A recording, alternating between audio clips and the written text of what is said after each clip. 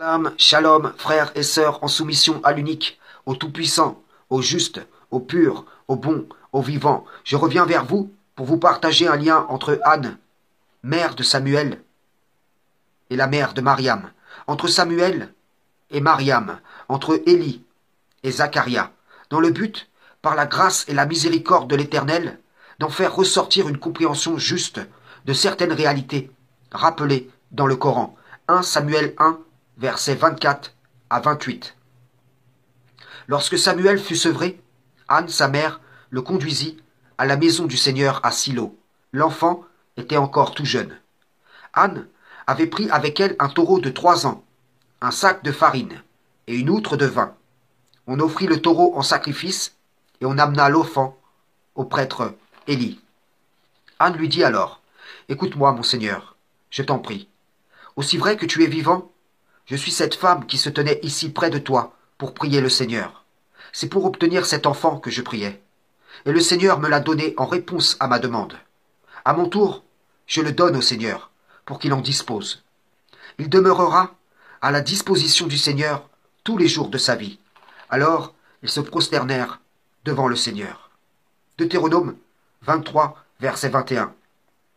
Si tu fais un vœu à l'Éternel, ton Dieu, tu ne tarderas point à l'accomplir, car l'Éternel, ton Dieu, t'en demanderait compte, et tu te chargerais d'un péché. Sourate 17, verset 34. Et n'approchez les biens de l'orphelin que de la meilleure des façons, jusqu'à ce qu'ils atteignent la majorité. Et remplissez l'engagement, car on sera interrogé au sujet des engagements.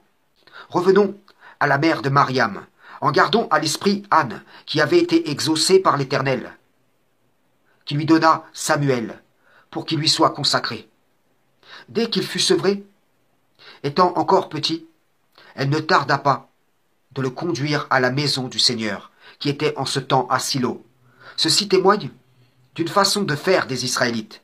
Lorsqu'ils voulaient consacrer un enfant au Seigneur, ils l'emmenaient à la maison, le confiaient au prêtre en fonction. C'est donc dans ce sens qu'il faut appréhender ce passage coranique, sourate 3, versets 35 à 37. Rappelle-toi quand la femme d'Imran dit « Seigneur, je t'ai voué en toute exclusivité ce qui est dans mon ventre. Accepte-le donc de moi. C'est toi, certes, l'audient, l'omniscient. » Puis lorsqu'elle en eut accouché, elle dit « Voilà que j'ai accouché d'une fille. » Or, Allah savait mieux ce dont elle avait accouché. Le garçon n'est pas comme la fille. Je l'ai nommé Marie, et je la place ainsi que sa descendance sous ta protection contre le diable banni. Son Seigneur l'agréa, alors du bon agrément, la fit croître en belle croissance, et il en confia la garde à Zacharie. Chaque fois que celui-ci entrait auprès d'elle dans le sanctuaire, il trouverait près d'elle de la nourriture. Il dit, « Ô Marie, d'où te vient cette nourriture ?» Elle dit, « Cela me vient d'Allah. Il donne certes la nourriture à qui il veut, sans compter. » Comprenez-vous? Lorsque la femme d'Imran dit « Je te voue ce qui est en mon ventre », elle fait un vœu à l'Éternel. Comme Anne pour Samuel, lorsqu'elle dit « J'ai accouché d'une fille », c'est dans l'étonnement, car ceux qui étaient consacrés à l'Éternel, en règle générale, étaient des enfants mâles. Seulement, ce qui était en son sein devait, pour l'exaucement visant à la protection contre le diable le banni, être élevé en lieu sûr, telle une brebis qu'on mettrait à part pour en prendre particulièrement soin, car elle doit mettre au monde un agneau d'un grand prix, pur, sans défaut, sans le concours d'un bélier. On peut aussi, à la lumière de ces éléments, comprendre correctement la raison pour laquelle il y eut discussion pour savoir qui se chargerait de Marie. Ceux qui officiaient au temple n'étaient pas habitués à devoir prendre en charge une fille. Sourate 3, verset 44. Ce sont là des nouvelles de l'inconnaissable que nous te révélons. Car tu n'étais pas là lorsqu'ils jetaient leur calame pour décider qui se chargerait de Marie.